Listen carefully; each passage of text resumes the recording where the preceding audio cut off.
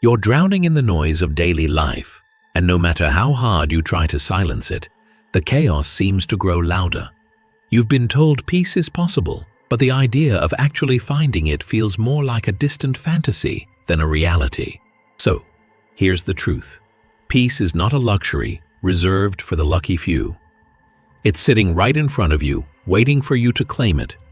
If you're willing to stop ignoring it, the real question is, will you finally take hold of the present moment, or will you keep running from the one thing that could change everything?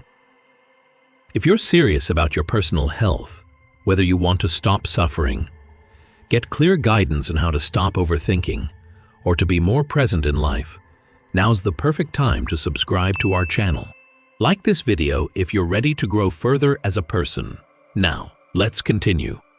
The world around you constantly shifts and demands your attention. But remember, its distractions are fleeting and illusory. Nothing in this world is permanent.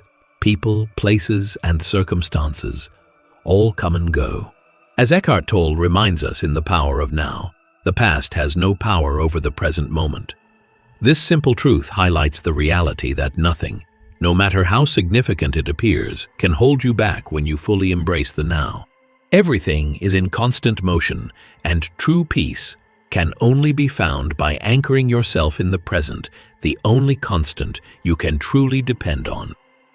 Your presence in this moment is no accident. There is a deeper desire within you to grow, to be more present and aware of the here and now. And taking the next step towards this growth means engaging with the resources available to you, like subscribing to this channel. Consistency is key, and there is plenty here to guide you on your journey. Life is fleeting. What feels endless when viewed ahead can quickly seem distant when looked at in retrospect. You may find yourself feeling disconnected from what once brought you fulfillment. But this shift is part of your evolution toward embracing the present and the peace it offers. Imagine going back to a familiar spot and seeing it completely unchanged, yet on the inside, you feel completely different. The time you were anticipating has already passed, and you will never have another chance like this. Life is like this. You can't sit still and expect to stay still. The problem is, if you look at the outside world in isolation, it won't make a difference. The people you meet and the breathtaking scenery are important, but they don't make up the story. Living is a quest for meaning and purpose that goes beyond the superficial. This echoes Eckhart Tolle's insight in A New Earth, where he states, "Life will give you whatever experience is most helpful for the evolution of your consciousness." Every moment, no matter how insignificant it may seem, holds the potential to transform your consciousness. It is only through awareness that we can find true purpose and meaning, and the answers we seek are already inside us, waiting to be discovered. Everything happens in the here and now. This very moment, nothing else is important. Envision a time 20 years from now, when you can look back and remember this particular second, and realize that this is when everything changed. You might be wondering, where is that incredible now? This very second, it is here. Neither the past nor any alternate timeline contains it. In the here and now, unencumbered by past experiences, future projections, or the things you believe to be your identity, is where your authentic self resides. You find your authentic self when you release the story. In The Power of Now, Tolle writes, "You are not your mind. This is the core of self-realization, the understanding that who you truly are lies beyond the constructs of your mind. The ego, with all its stories, fears, and projections, is not the real you. When you stop identifying with your thoughts and emotions, you can access the profound peace that is always available in the present moment. But watch out. The outside world has a powerful pull that will attempt to drag you back into the whirlwind. The noise and diversions will make you believe that you can't pay attention in the here and now. Realizing you've lost it can leave you feeling powerless. Still, you can always come back. Being in the here and now is all that matters, and you can always return there. Eckhart Tolle calls this the space of presence, where you can be free from the constant bombardment of the mind. The world outside may continue to pull you in different directions, but the present moment remains your anchor. No matter how chaotic life gets, the space of presence is always accessible, and it is here that you find true peace and clarity. To bring yourself into the here and now, you could find that an internal voice says, "Not now, later," anytime you try to do so. It's simple to become preoccupied with that idea. The lesson here may be less obvious, but it's important. You're learning to doubt your own assumptions. Allowing your mind to wander and propose other things to watch or do is enticing. The mind is only a shape that awareness has taken. It is not evil in and of itself. Even though it doesn't always know what's best, it nonetheless wants to remain in its shape and fight against change. As Tolle explains in The Power of Now, the mind is a superb instrument if used rightly. Used wrongly, however, it becomes very destructive. The mind, when left unchecked, can create an endless loop of distractions and fears, but when you learn to control it, it becomes an invaluable tool for navigating the present moment. As an illustration, consider the caterpillar. Asking it, "Would you like to become a butterfly?" could encourage it to fight because, by definition, form prefers stability. There is something lacking in both the motion of change and the static form. This resistance is palpable when you're so tired, but still can't get to sleep because your thoughts are racing. Similarly, there are mornings when you should get out of bed, but would rather remain in bed all day. Even young infants exhibit resistance to change in predictable ways. For example, they may like getting wet in the bath one minute, but refuse getting out the next. Much like humans, forms instinctively fight against transformation. A person's consciousness takes on a deeply embedded form while they are engrossed in mental chatter. Your mind is constantly looking for strategies to maintain control. However, keep in mind that we already stated, don't take your mind too seriously here. Therefore, if thoughts come to mind, keep them under check. Hold on to what you have for a while. To be really present, you must take a step back, separate yourself from the emotional and mental storm. Remain a bystander. By separating yourself from those internalized mental and emotional structures, you can free yourself to fully inhabit the area beyond.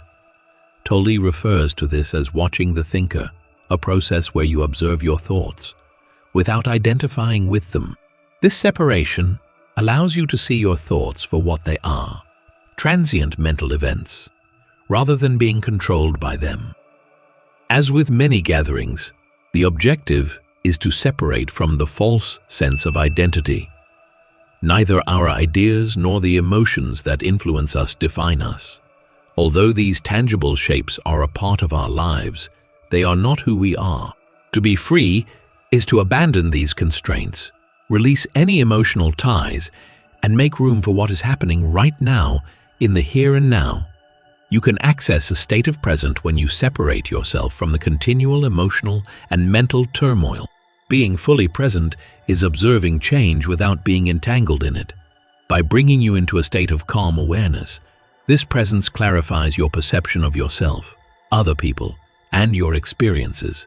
In A New Earth, Eckhart Tolle explains, the present moment is the key to liberation. By fully embracing the present moment, you liberate yourself from the prison of the past and future, allowing your true self to emerge. Stuff you consume may include some truth, but keep in mind that truth is subjective. Because it is biased and based on one person's experience, knowledge can never cover every possible angle. The opposite is true with wisdom. Beyond what is known, it exists.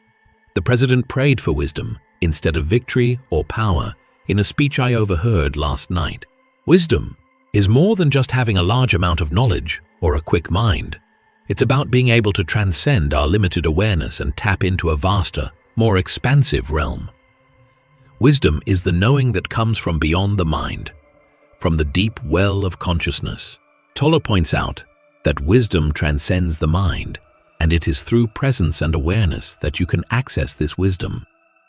The majority of people still don't know this, and it's typically disregarded by popular culture.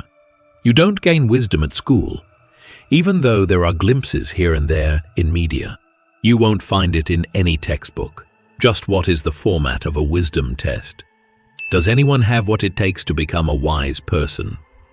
Although I have not read it, Zen Mind, Beginner's Mind appears to be an excellent starting point. You own the key to knowledge. Rather than being an outside force, it is the source of all the knowledge you require. Knowing this is the initial step toward establishing a connection to this realm. This domain of knowledge isn't some abstract concept. It is your own being existing in the present now. You connect into your being. You connect to the wisdom that is available in every moment, no matter how ordinary it may seem. Also, below all the mental chatter, there is a real silence. I'm just giving you another suggestion that I've used before. Nothing you say in your head will ever be able to break it. Shows up the second one, takes a brief mental break. It could go unnoticed at first, since your mind has been accustomed to its existence from all the constant noise, comparable to how someone who spends 6 hours in a disco becomes accustomed to the non-stop music and finds the transition to nighttime to be unbearable. When you step outdoors, you think, "Oh, this is terrible." Then all of a sudden, there is complete silence with not a single person in sight. You wouldn't be able to hear the huge, vibrant stillness beneath the blanket of nighttime noises. You should stay away from discos for a long time until your hearing can adapt to that much more complex domain. Eventually, you'll realize that this isn't some desolate wasteland, lovely and sacred in contrast to disco's hedonism. I have no problem with discos being a metaphor for the mind. Many of you could articulate it with ease and recognize its merit because you knew it to be true even before you understood it. In all likelihood, you would have gone back home by now if you had no idea what was going on. Without hearing the truth, you would not have been able to discern it. I thought you knew that already. Therefore, it is only now taking shape. Once it is in the world, it will be more apparent. I am finished with that. Now you understand it more clearly. Since your mind can't perceive them, a state of deep relaxation and acute awareness has probably been developing inside you for a while, maybe even subconsciously. Your mind will ask, "What the heck?" whenever anything new occurs in your life. This is just a fleeting thought, the start of a conscious, active existence. For example, when something comes out of a container, it takes a moment for the mind to come up with a name. When new people or things enter your life, you also feel a sudden epiphany. If the thing is really bizarre and cannot be named at first glance, the mind will continue to wait for additional time after a few seconds. Your brain would take its time detecting an extraterrestrial being if it suddenly came, so you would stay aware for a longer period of time. However, this is not the end point. Rather, it is the condition of total awareness that before or follows the formation of mental categories. By letting go of your association with mental labels such as me, my belief, my position, my judgment, etc., you make them powerless. Thoughts are nothing more than passing movements in the absence of that link. Awareness comes before and after every thought. Subtly, you hear a voice asking, "What is this?" as the alien materializes before your very eyes. Could you kindly elaborate? Thank you. I don't know what that is. You might even feel it when you wake up in the morning. Right before it starts off again, you may sense a tremendous burst of energy moving through your whole body as you open your eyes and take in your environment. Liveliness, being. In the mind, nothing has started yet. It hasn't brought up your problems again in any way. There are no problems right now. The light from the open drapes must be illuminating you as you lie in bed. There's no need to worry. You're perfectly healthy. It might be overlooked from that vantage point. In all likelihood, this will only take a few seconds. It may feel like a lifetime, but eventually, the Titanic's engines start to slowly turn over. That line hit me like a ton of bricks. While I was a member of this town, there was this man whose thoughts were constantly racing. However, throughout the initial 3, 4, or 5 minutes of his morning breakfast, he wore nothing except a towel over his face. Innocent, youthful, and brimming with vitality, he resembled a newborn. His mind was overwhelmed with ideas as he began to drink his coffee.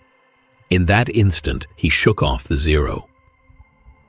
All of a sudden, the miserable me from the story came flooding back to him, along with every obstacle he would face that day and the days that followed. His manner changed, his nervousness diminished, and he seemed to age 20 years in the span of 5 minutes after saying, "Oh, and then there's that. Oh, and then there's that. Oh, and that." Following that, he experienced an extreme lethargy that lasted till dawn. What a terrible fate to have to endure life in that manner. He was content with his food, home and beautiful surroundings, despite his perspective of himself. He hadn't seen Stephen Hawking in his wheelchair when I initially met him. He couldn't walk, speak, feed himself, or even raise his head. The cruelest thing fate could do to him would be to render him completely disabled. This he joyfully accepted. Even the horrible event ended up being useful. The yes to what is transformed that terrible fate into a blessing. I needed to see this man hit rock bottom before I could handle it any longer. He still hadn't gone through enough pain. Maybe our paths diverged after a few conversations, but if you begin by claiming the mental and emotional flux as me, you will resist reality. The me would never feel whole and fulfilled if there wasn't any conflict. In fact, it would become meaningless without conflict. It can find an adversary wherever. In fact, it would be lost without them. Think about how you would feel if you didn't have anything to worry about. We all know someone who lives for their fears. Having said that, I think most people can relate to that. That is the object that stands in its way. Its hold on you is loosening, but it won't let go completely.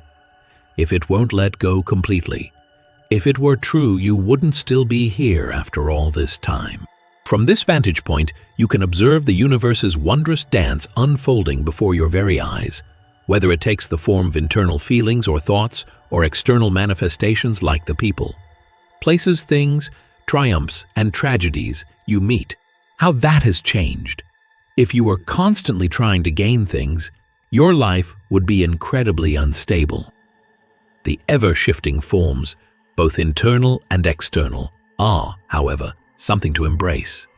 Something on the inside can be in need of improvement, regardless of what you're attempting to change on the exterior. The most critical thing is to change your viewpoint on the thing you are attempting to change. Herein lies the miracle. I'll figure it out on my own. Well, it appears that new problems seem to arise whenever you think you've solved an old one. Some things in life just seem to pop into your head at the most inopportune times. Perhaps you excel at one thing, and then something else comes along.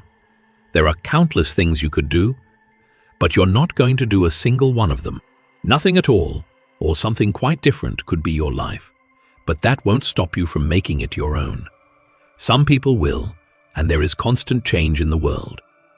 To echo Eckhart Tolle's perspective in The Power of Now, the mind's constant need to label and categorize everything is the root cause of much of our discontent. Tolle teaches that we are not our thoughts. We are the awareness behind them. The me that seems to need constant validation or the constant chatter of the mind is a mere illusion. He writes, "The primary cause of unhappiness is never the situation, but your thoughts about it." Here, he suggests that the shift we're looking for isn't in the outer world, but in how we perceive it. It's about moving beyond the mental construct of me, a lesson deeply mirrored in this narrative. By shedding these labels, we can experience the world as it is, without the filters of judgment and expectation. The challenge, as Tolle often notes, is not to fight these thoughts or resist them, but to create space and awareness between our true self and the thoughts that come and go. As he writes in A New Earth, awareness is the greatest agent for change. In moments of clarity, when we feel a sudden burst of energy as we wake, that is the potential for awareness to take hold, to witness our thoughts without becoming them, and to step into the present moment without any preconceived notions. The story of the man with racing thoughts and the inevitable return to the me reminds us that, like the man's morning routine, our minds can create a narrative where there is none. Tolle's invitation, however, is to observe the mind rather than be absorbed by it. He challenges us to look at the thought, "Oh, and then there's that," which perpetuates our ongoing narrative of lack or fear. Instead of letting it dominate, we can pause, observe, and recognize the mind's tricks, stepping into a moment of stillness where, as Tolle suggests, you realize that you are the space in which thoughts happen. The real shift happens when we are able to separate ourselves from the ceaseless flow of mental content. When we stop identifying with the racing thoughts and welcome the miraculous present, it's as if we are no longer bound by the narrative of me, my story, or my problems. Instead, as Tolle advises, we become the observer, stepping out of the prison of the mind and into the expansive field of awareness where true peace lies.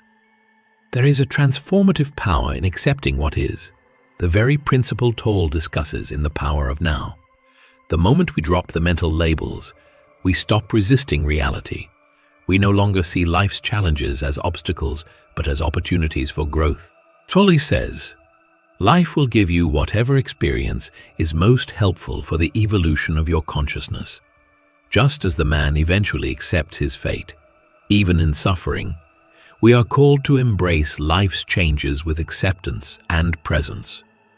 This shift in perception isn't about denying the mind's natural tendencies to label or categorize. It's about recognizing these patterns, not as truth, but as fleeting movements in the vast ocean of consciousness. What you are, what we all are, is not the thoughts or judgments that come and go, but the silent observer behind them. Tolle's teachings offer a profound reminder. By releasing our attachment to these fleeting thoughts, we can return to the present moment with full presence, experiencing life as it unfolds with clarity and calm. At times, I refer to it as your life scenario. No matter what happens to you, you will always be yourself.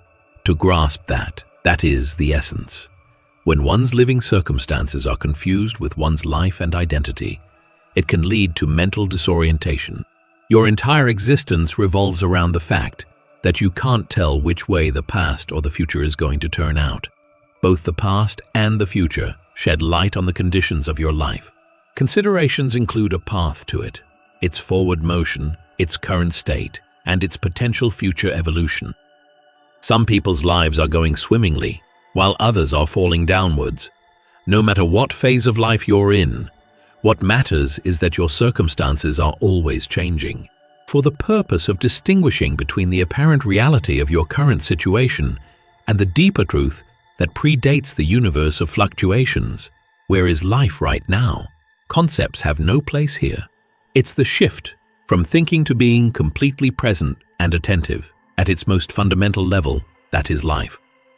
This shift from constant mental chatter to a more peaceful state of being is something that Eckhart Tolle explores in his book, The Power of Now. He writes, "Realize deeply that the present moment is all you have. Make the now the primary focus of your life."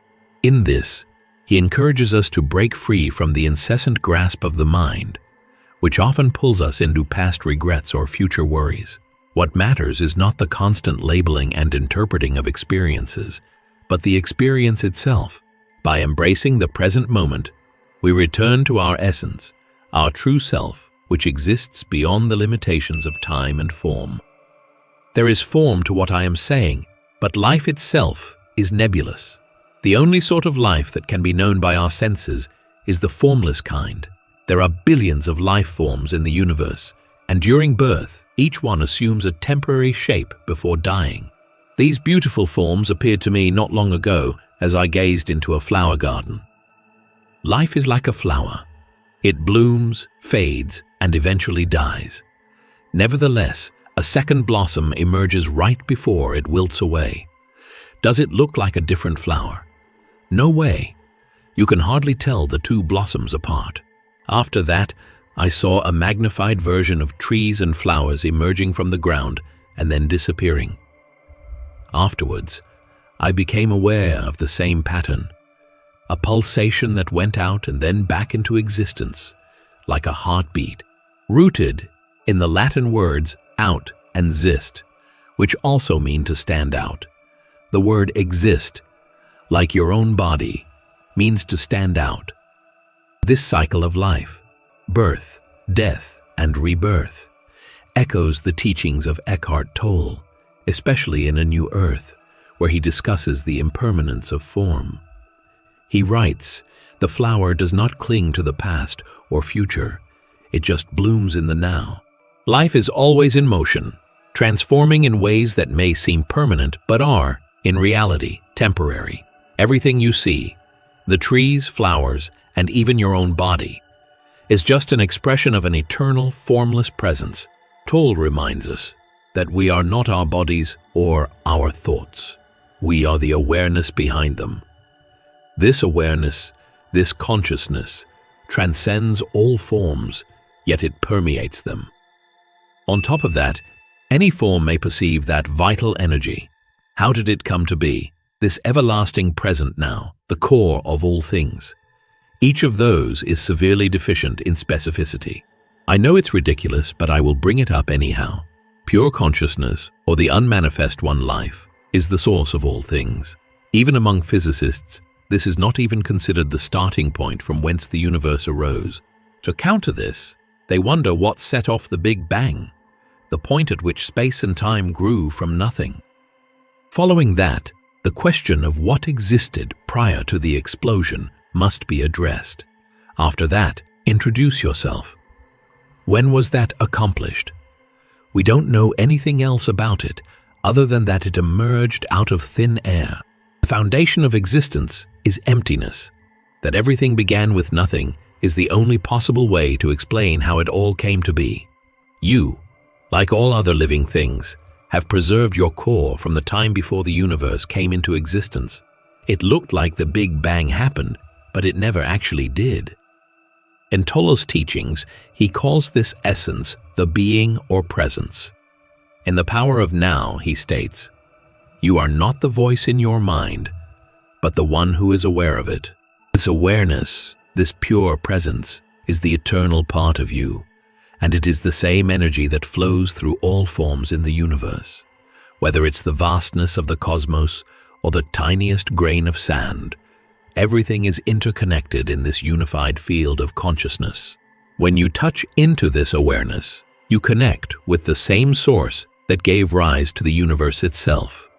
It is, as Tolle puts it, the deep I am, that which transcends both time and form. Your very being is an essential part of the cosmos. Hence the two go hand in hand. Once you get this, you'll be able to know your essence through language or without it, just like I do. Find it, would you say? I don't understand how the essence could be distant or elusive if it is your very being. Is it going to take me a while to find it? The concept of time in the universe is very astounding. In other words, it won't lead you to your eternal core. When you release your grip on time, what really matters becomes clear. In a world that is obsessed with time, appointments, deadlines, the ticking of the clock, it can be challenging to embrace the idea time is not the essence of life. Yet, this is what Eckhart Tolle teaches. Time is just a mental construct, and true life is only experienced in the present moment. He emphasizes this in A New Earth, saying, "The moment you become aware of the ego in you, it is as if the light of consciousness shines on it. The ego, with its reliance on time, cannot exist without it. But when you step outside the tyranny of time, when you surrender to the eternal now, the mind quiets and your true essence emerges. Giving into life, accepting this moment as it is, as a person, a scenario, or an event, and saying yes to whatever this moment delivers, are all ways to walk out of time. Both this meeting and the one that follows, it will continue in the present moment. I haven't found myself yet. It's too soon. When you're in a vehicle or jet, that's just the form that this moment takes at that moment. A new form may be taking shape, but its essence remains unchanged. No matter how quickly you feel like ending the form, it's never too soon when you're confused about who you are. even at 90. 5 years old, it will be too soon. This yes to the present moment is a central theme in Eckhart Tolle's work. In The Power of Now, he writes, "Accept, then act. Whatever the present moment contains, accept it as if you had chosen it. Always work with it, not against it. When we resist the flow of life, we create suffering. When we accept the present moment as it is, we move beyond the limitations of the ego and enter into a space of peace, joy, and freedom. Death is not a part of tragedies. It appears that way when your understanding is restricted to abstract concepts. For those who are hesitant to fully embrace a new form in its current manifestation, acceptance encourages them to go beyond the form, beyond their own form. The reason behind this is that when we respond to a form, it's like our own form identity is getting stronger. As we react to and oppose anything that happens in the present moment, our evolving me is actually strengthening its own form identity. Therefore, every reaction is a resistance, a contraction, a refusal to embrace, or a rejection of the here and now. Eckhart Tolle speaks about this phenomenon of resisting the present moment in his book, A New Earth. He writes, "The moment you accept what troubles you've been given, the moment you fully embrace this moment as it is, your problems transform. When we resist what is happening in the now, we are creating suffering for ourselves. But when we accept what life presents, we transcend the limitations of the ego and discover a deeper sense of peace. Death, as the ego perceives it, is simply another form of transformation.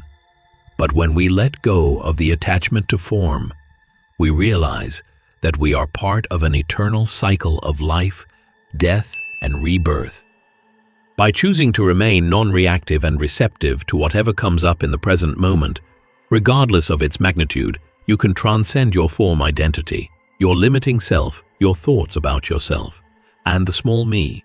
Sometimes you'll find yourself in a predicament that most people would consider unfavorable. However, if you accept it, you will be liberated from the constraints that your developing self and small ego appear to be placing upon you." Considering the constraints of his shape and the imperative of survival, evaluate Stephen Hawking's life circumstances. As a matter of fact, it's difficult to conceive of anything worse than this. We can proceed by first recognizing and then overcoming the perceived constraints of that form.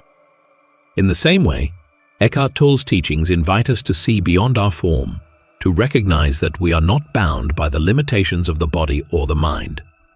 He suggests, in The Power of Now, you are not a problem that needs to be solved.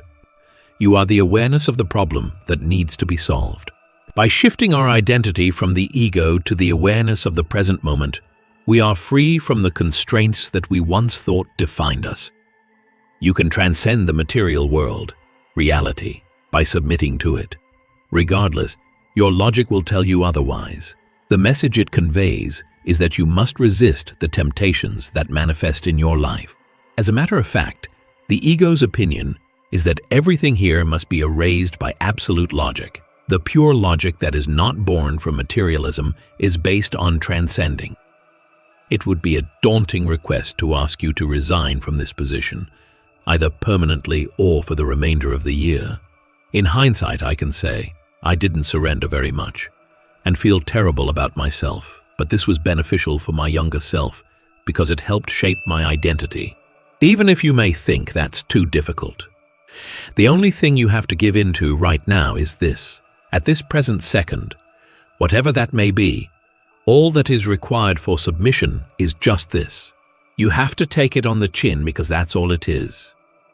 Now, real power comes from somewhere deeper than the little me entity. It comes from being strong, from consciousness, and from an intelligence that goes beyond the human mind, though the latter can still be accessed when necessary. In addition to relieving you of misery and suffering, the lightening effect comes from understanding that power governs your existence and flows through you. They become lighter as time passes. Jesus said, "Going beyond the I have overcome the world." The next issue is, how was this successful? How much is it really the case? Do you know what he meant when he said, "I have overcome the world"? He lacked worldly power, an army, weapons, and knowledge, rendering him helpless at the most basic level. Actually, because of the information vacuum that occurred during his period, he likely knew less than everyone else here. Perhaps you could provide some context for the statement, "I have overcome the world," proof that his shape had been liberated from the phenomenal universe. Therefore, my remark, the dance continues, is not considered critical.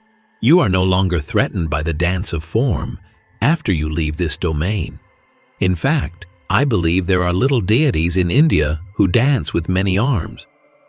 You can't only know the truth in your brain, you have to know it in the energy of the here and now. To understand the truth, you must be constantly conscious, which can happen only in the here and now.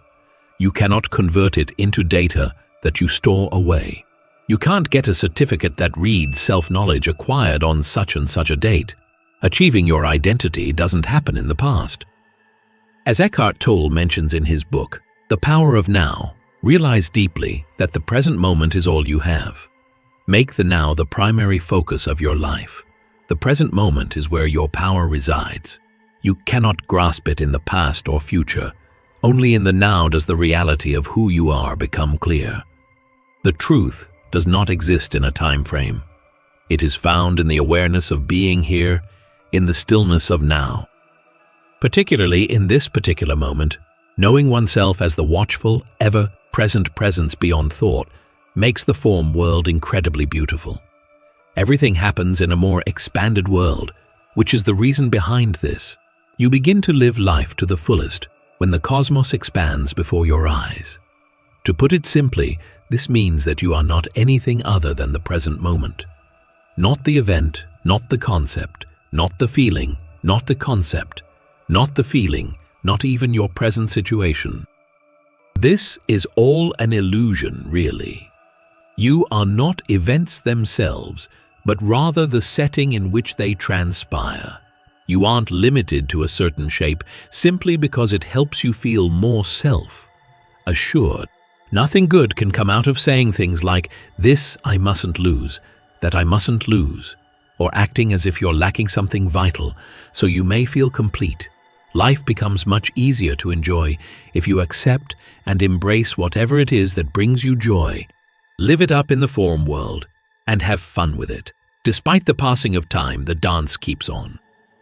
Eckhart Tolle points out in A New Earth, the primary cause of unhappiness is never the situation, but your thoughts about it. It is the mind's attachment to form that binds us in a cycle of dissatisfaction. When we cease to attach ourselves to the illusion of permanence, whether in people, objects, or circumstances, we open ourselves to a deeper experience of life. When we accept the flow of the present moment, we embrace it fully, without needing to cling to any fleeting aspects. Certainly, it will improve your mood temporarily, but ultimately, you will experience feelings of depression once more. You will suffer greatly in its absence, just like everyone else. In either case, you won't be happy. Whatever it is that you think will make you happy will probably end up letting you down or making your life worse. Consequently, it is not present. Instead of taking life and your circumstances seriously, you mess around with the world of form. The urgent tone is conveyed by the words, "I've got to make it, and I might not make it. However, that's all right." You can't measure your own well-being apart from the views of others. The natural world seems to be waiting impatiently for you to discover the answer. You don't have to say, "I'm not paying attention anymore to any form." Instead, celebrate form with a light-hearted and easygoing attitude. No matter how much you try to distance yourself from the material world, you can never stop appreciating it for what it is, a fundamental component of your existence. The concept of the formless one life, the essence, even this leaf has one, needs caution. To you, shape is priceless in all its material manifestations because you adore it for what it is, a familiar yet enigmatic form. If you want a fuller understanding of reality, you don't have to choose between form and particular aesthetics. Aesthetics soar beyond form to a truth deeper than form, but they rejected form in their quest for it. You shouldn't hate the form world, but rather admire it if you want to get there. This is especially true in relation to other people. Your life will be filled with encounters with various types of individuals, and those interactions will impact you in significant ways. For that reason, they are highly esteemed. Their entry into your life is happening at this very now.